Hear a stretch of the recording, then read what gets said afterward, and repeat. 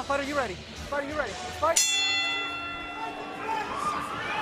Tonight's Fight Clock is brought to you by Miller Lite, the official beer of Bellator. It's not just a good time, it's Miller time.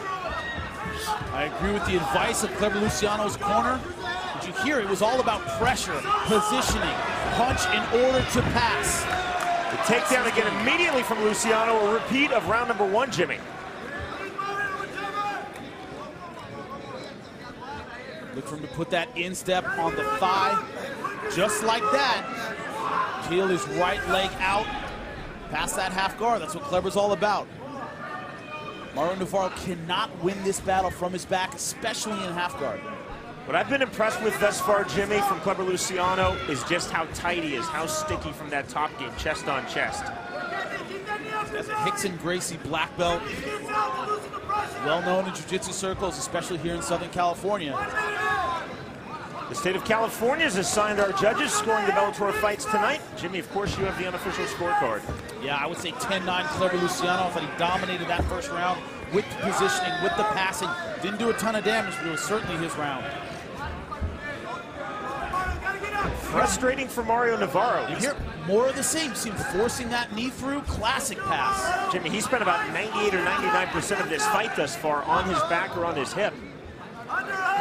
He's got to force the issue. He has to be the one exploding, getting space.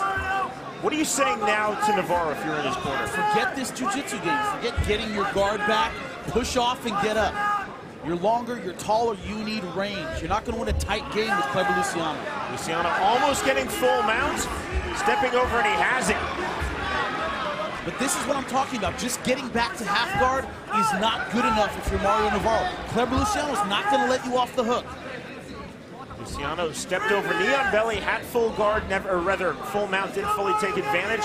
Now throwing punches from the north-south. Yeah, Cleber'd rather stay on top. If he feels he's going to buck, he's going to roll, he's going to go back to knee on the belly and side control. It's a much safer position. It's a bit clinical at the moment, isn't it? That's his game. And look at the knee on belly. That's just effortless. But notice how he doesn't commit to mount until he gets it.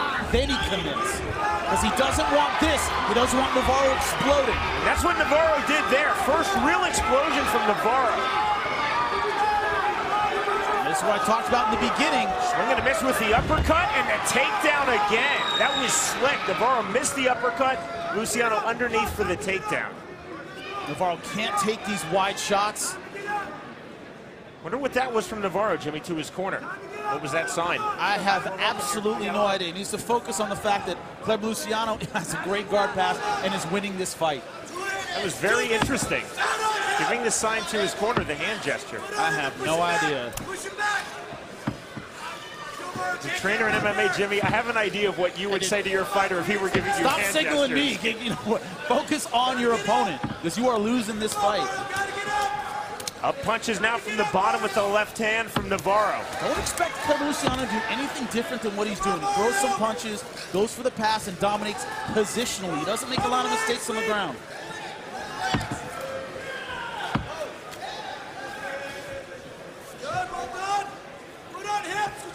Tight closed guard from Mario Navarro has been forced to play a lot, and I mean a lot of defense thus far in this fight. What he has to do is sell out. He's got to maybe risk getting submitted or giving up his back or his neck in order to explode and get out, because he's losing this fight.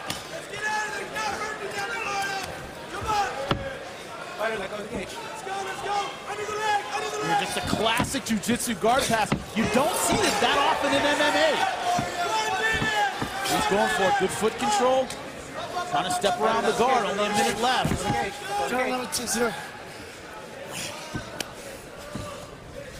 50 seconds remaining in round 2 of this 145-pound fight. And also, we saw the 10-year age difference, 29, 39. But this has been in Cleber Luciano's world the entire time. He's not going to get tired grappling. This guy can grapple forever. He's doing it since he was a kid. Navarro again trying to sit up and through. Earlier in this round, he exploded to his feet. That's been his lone explosion thus far.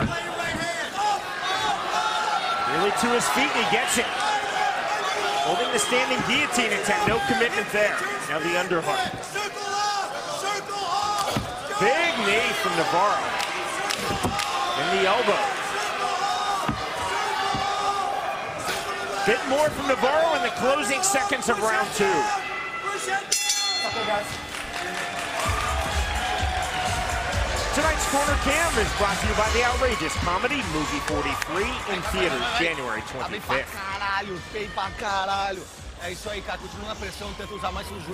As you see, gentlemen, was exactly the strategy of his corner say, got to keep the pressure, try to pass the guard, have more control.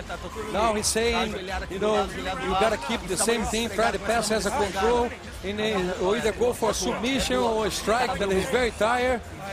You know, and that's the name of the game. And Cleber Luciano should be at such a class in jiu-jitsu fighter. Has a pass, a guard, and control the fight, so either go for a mountain or a finish. His coach is there you go. You see here the takedown. Navarro throwing a big, wide right hand. Luciano going right underneath it for the takedown. And here, same thing, off that uppercut, just wide loopy strikes. Too easy to get taken down off that.